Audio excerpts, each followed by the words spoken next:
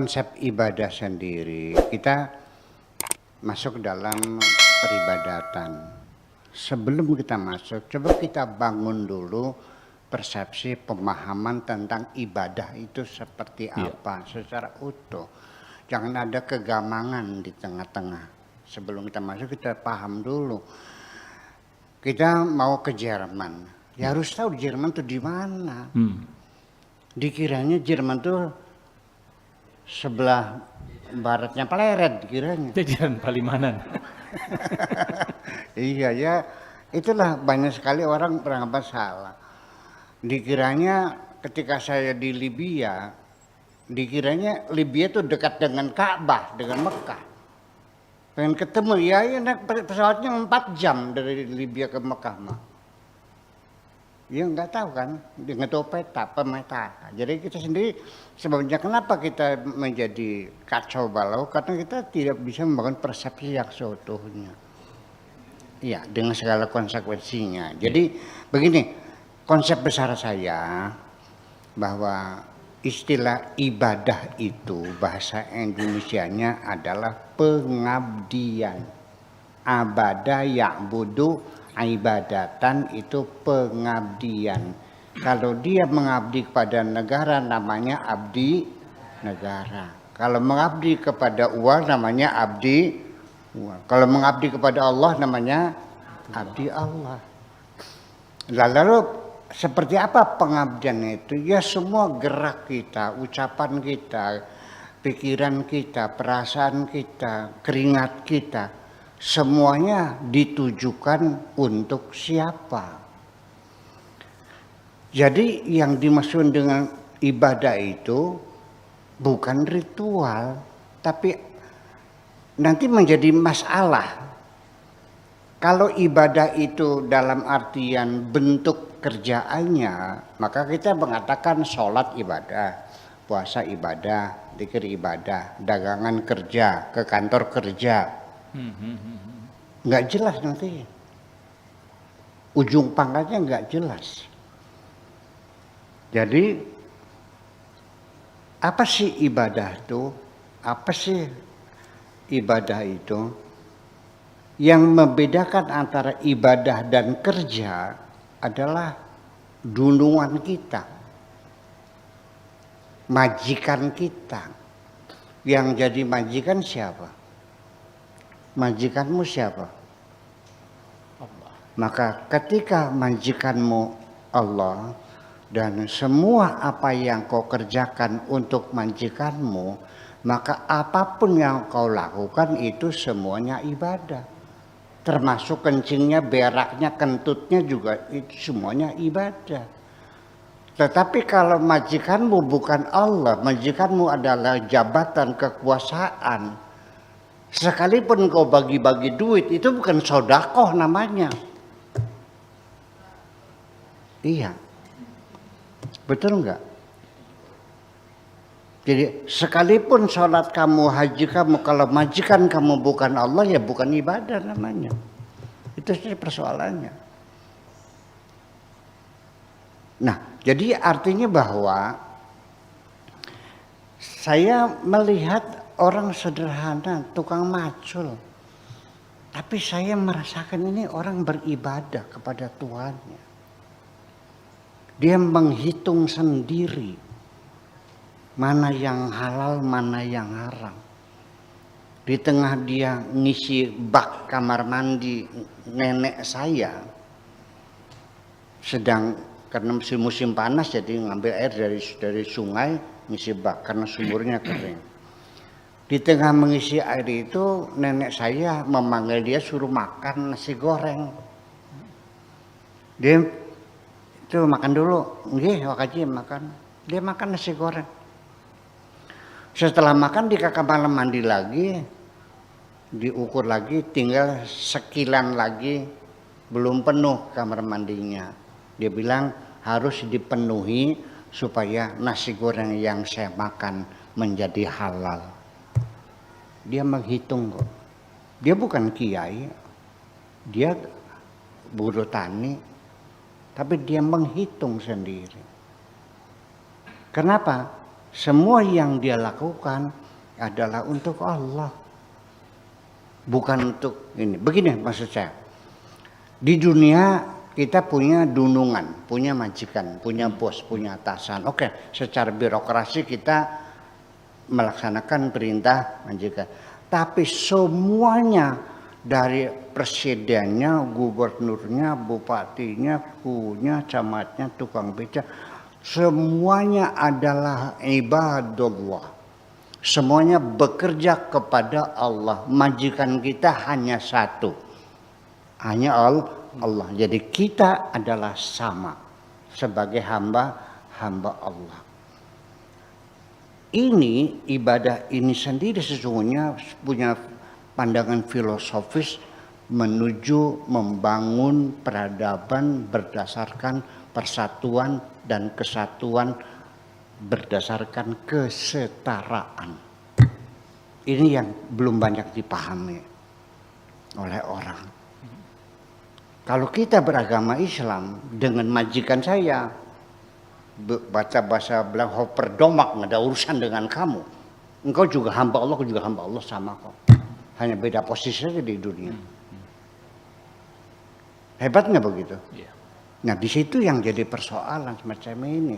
Jadi nggak ada kita tuh mengabdi kepada seseorang, semuanya mengabdi kepada Allah. Hanya formalitasnya dia atasan saya bawahannya, itu saja. Tapi kita sama-sama hamba Allah untuk Allah semuanya. Nah ini hierarki semacam ini dalam bernegara juga mestinya begitu. Seorang gubernur ya bekerja untuk membangun negara ini. Saya sebagai camat ya untuk negara ini.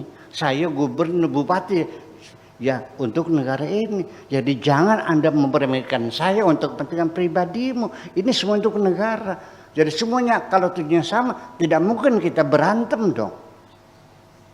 Nah ini yang jadi persoalan bahwa artinya bahwa mengenal Tuhan itu diimplementasikan dalam pengabdiannya bahwa semua apa yang dilakukan adalah untuk Tuhan. Sejauh mana orang yang kenal Tuhan kualitas beribadahnya, ketika saya membantu seseorang yang sedang susah ya karena belum makan atau karena sakit tidak bisa berobat. Kalau saya sudah mengenal Tuhan, maka dipastikan saya tidak akan pernah merasa menghutangi budi kepada orang lain. Dan saya tidak akan pernah menagih kebaikan saya. Dan saya tidak akan pernah merasa bangga telah berbuat baik kepada sesama. Karena semuanya itu, karena uang yang kau berikan kepada orang yang sakit itu adalah uang dari Allah. Yang menggerakkan hatiku membantu dia adalah Allah. Uang yang kau beroleh hasil kerja saya pakai tangan saya buatan Allah. Jadi di mana peran saya dalam melakukan kebaikan itu? Kalau saya sudah kenal Allah, saya akan meyakininya bahwa saya hanya sekedar menyampaikan titipan dari Allah kepada orang yang sedang susah itu.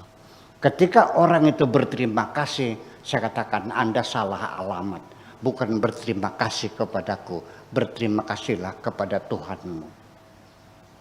Sudah sampai ke situ belum, Kang Beno? Nah itu yang persoalannya.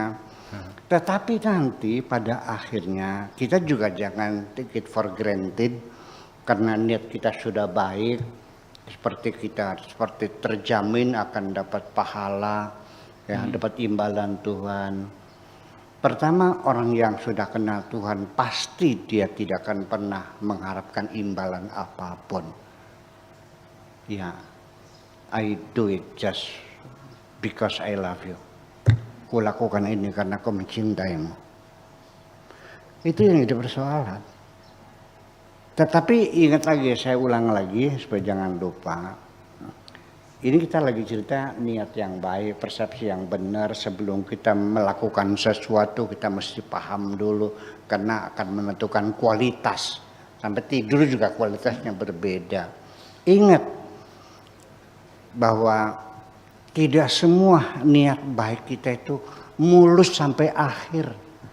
Di tengah perjalanan kita dirampok dan kita tidak sadar. Oke, daripada saya bicara dengan bahasa filosofis muter-muter, saya kasih contoh aja deh, biar gampang memahaminya. Ada pengemis kurus kering datang ke sini, bergetar badannya, saking menahan laparnya.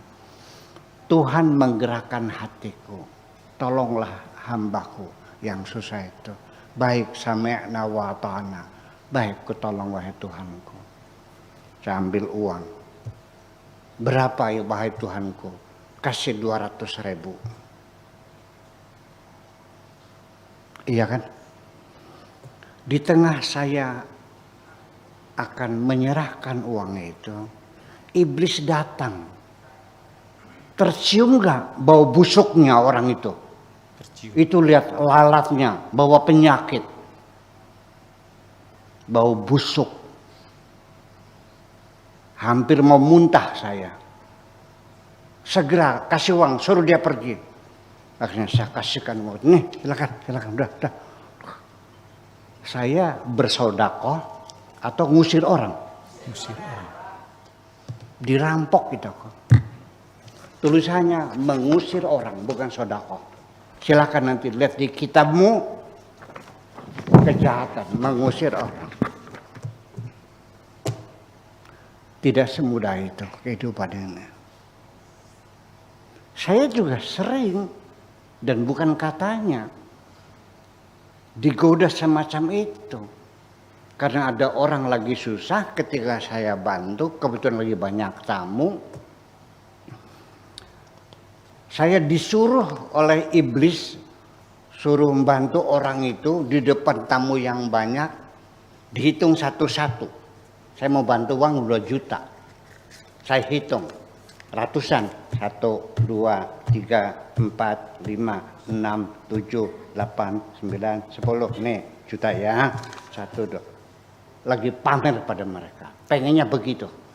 Saya katakan, nah iblis, masih cerdas aku daripada kamu ini. Aku paham kok semuanya itu.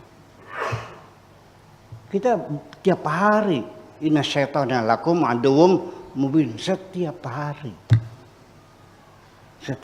kita berantem dengan mereka. Kadang-kadang kalah, kadang-kadang menang. Jujur aja deh, saya juga sering kalah kok. Iya, tapi kan dievaluasi lagi, kan begitu persoalannya. Tidak ada jaminan kita selalu menang. Bersiap-siaplah untuk menang dan bersiap-siaplah untuk kalah dalam kehidupan ini. Tetapi kekalahan itu adalah satu pelajaran penting bagi kamu. Terima kasih. Ya.